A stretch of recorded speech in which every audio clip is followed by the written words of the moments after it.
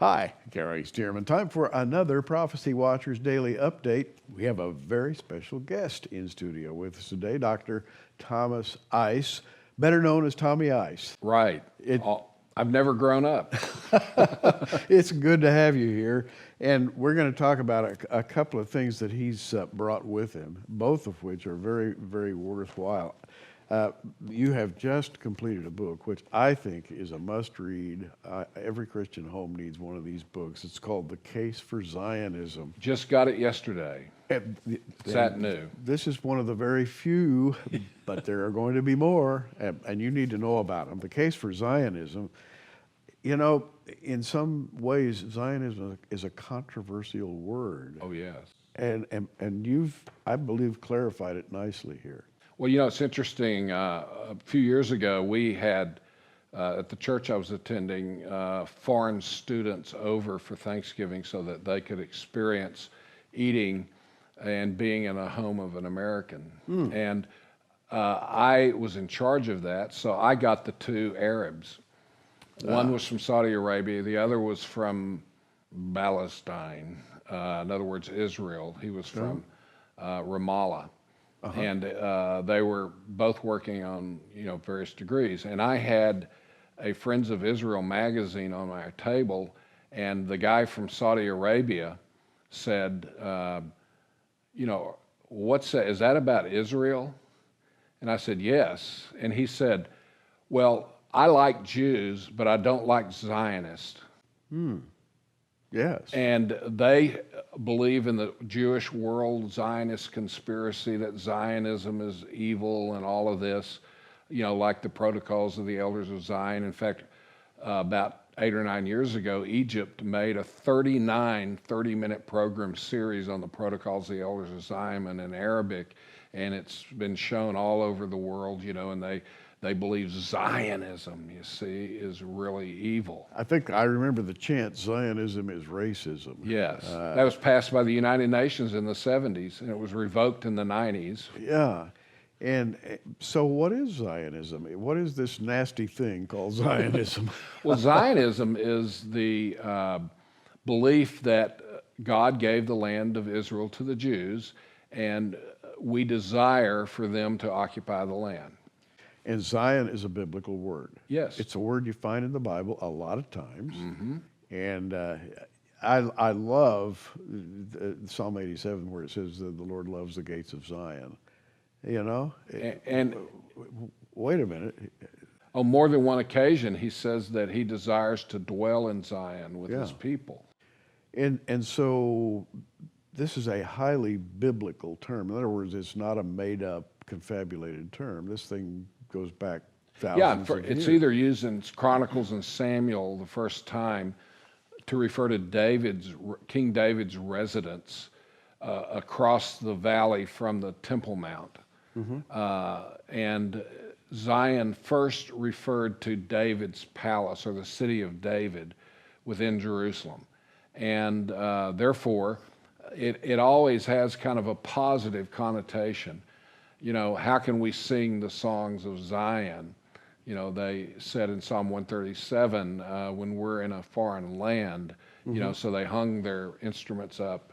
And, you know, as you're talking about this, what I really want to get across to people in the few minutes that we have here is that if you become an expert in Zionism, which you will, by the way, rather quickly if you read this book, because it's just an academic gem and heavily, heavily documented and footnoted if you want to read on to other publications. But the thing is, you'll be able to defend the concept of Zionism if you become expert in it. For example, someone comes to you and says, oh, those people over there in Israel are not really Jews, you know, they're just interlopers who are calling themselves Jews. And you deal with that topic. Right, we have a whole chapter showing that the blood of Abraham, Isaac, and Jacob genuinely flows through the Jews of today. We take on the Khazar theory and a lot of other anti-Semitic things that try to... And the Khazar theory is the theory, as I understand it, that somewhere up in the Slavic countries, in the Middle Ages, near the Black Sea, near the Black Sea, you had a group of people who began to behave as Jews. Well, they converted to Judaism as a nation. They didn't want to be absorbed by the Christian Byzantine Empire or the Muslims, so they converted to Judaism. And so one way to defeat Jewish immigration is to say, well, those are not really Jews. Right. So they have no right to come back. Well, there's a complicated history that we explain in there about why this is not true. So what they're saying is that these are really Gentiles who became Jews, and therefore they don't have the blood of Abraham. And we show that that's wrong, and DNA evidence now supports our view. And you've done a great job, I have to tell you. And then there's the other question. Assuming they are Jews, do they have a right to the land? Well, of course, and we have 2 or 3 chapters showing the biblical arguments that God owns the land and He's given it to the Jews, and we show that from the Bible. For example, the Abrahamic covenant land promise is repeated 20 times alone in the book of Genesis, and every prophet except for Jonah in the Old Testament talks about a future time that has not yet occurred when Israel will dwell in the land in peace, and they'll be in a right relationship with the Messiah. And so we ground it in the biblical argument, but then we go on and we show that research has demonstrated that the Jews also have based on international law going on back 100 years ago to the League of Nations, the legal right to the land, and this is often suppressed. We don't have time to get into that right now, but we do in the book. And then we show, for example, Revelation 12 of how God is going to, what Israel as a nation's destiny is in the tribulation, and then how He will rescue them, etc. And then I have a very long chapter at the end on the history of Christian Zionism to show how Christians after the Reformation began to have the Bible translated into their languages, and they began to study the Old Testament in the original language, Hebrew, and they began to realize that God has a future for Israel. As early as the 1580s, people were writing books, and one guy, Francis Kett, was burned at the stake for writing a few pages about that in Norwich, England. And so other people were put into prison for believing this in the early 1600s, and how coming out of that medieval Catholic anti-Semitism took a while, and the Reformation created the movement that we partake of today as dispensationalists. Listening to Tommy, you're listening to a historian, but he's not a boring historian. These stories that you're telling, documented, and the one about the gentleman who was burned at the stake back in the 16th century, these are great stories to know, that kind of help you to understand, what God is doing with His chosen people. It's remarkable. And again, the case for Zionism, in my opinion, a must read, because you've got to know, in order to understand Bible prophecy, you have to understand Israel. It's just that simple. But I also wanted you to chat about this while we're here. Charting the Bible chronologically, beautiful book, beautifully produced with glossy, heavy pages, fold-outs, and it's got just all kinds of charts in it. And it's a book I think you should have out for when people come over, so you can have this out. They'll pop it open, and lo and behold, there are things to talk about. Yeah, we have a master chart, just like in charting the end times that Tim LaHaye and I did 15 years ago.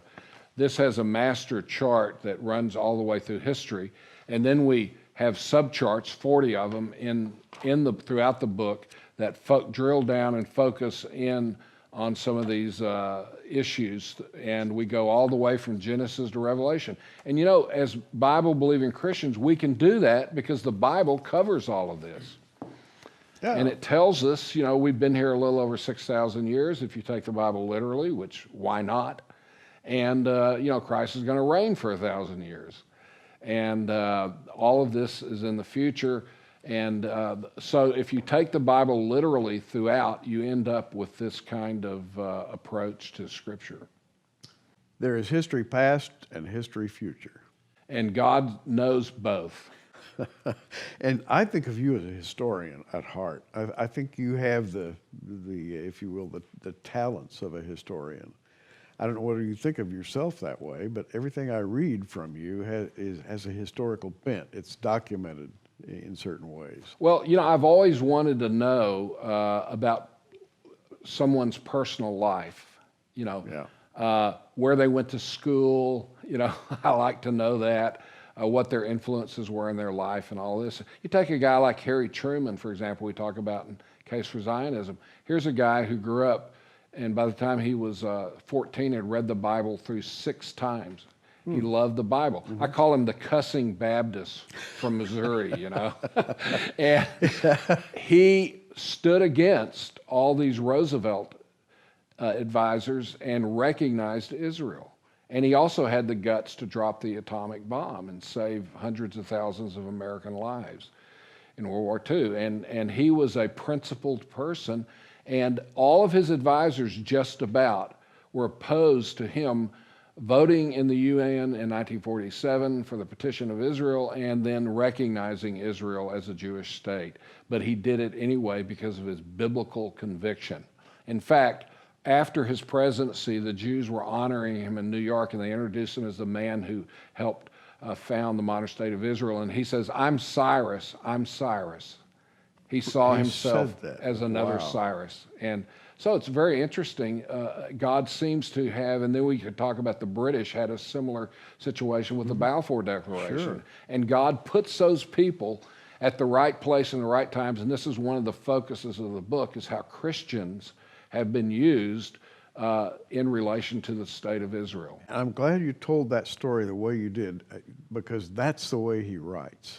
And if you enjoy listening to him right now, you're going to enjoy the Case for Zionism. I should also mention that when you order from our online bookstore, all you do is go to prophecywatchers.com, hit the online bookstore and scroll down, and you'll find Tommy Ice's name, and you'll also find in the vicinity there a number of publications.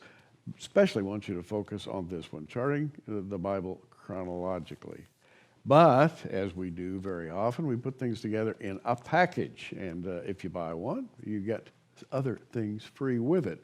In this case, if you buy Charting the Bible Chronologically, you get Exploring Bible Prophecy with it, and this DVD that Tommy Ice and I made a while back called Defending the Rapture, and nobody talks common sense about the rapture like Tommy Ice. The third item you get free is this, the January 2017 issue of the Prophecy Watcher. So it's buy one and get 3 free. But in particular, we're focusing on the Charting the Bible Chronologically book today, because it's a neat book. Tommy, you've done good work. I appreciate it. Well, thank you. It's so inspiring to be able to study the Bible and to see what God is doing throughout history, I tell you. These are wonderful times to be alive. Dr. Thomas Ice, Tommy Ice, good friend of ours, and I hope that we get to share more time with him in the near future. I'm Gary Stearman. Keep watching. We are. Thanks for joining us on Prophecy Watchers. You can find us on the web at prophecywatchers.com, where you can sign up for our free email newsletter, or follow us at facebook.com/prophecywatchers. In the meantime, keep watching, everybody, and we'll see you soon.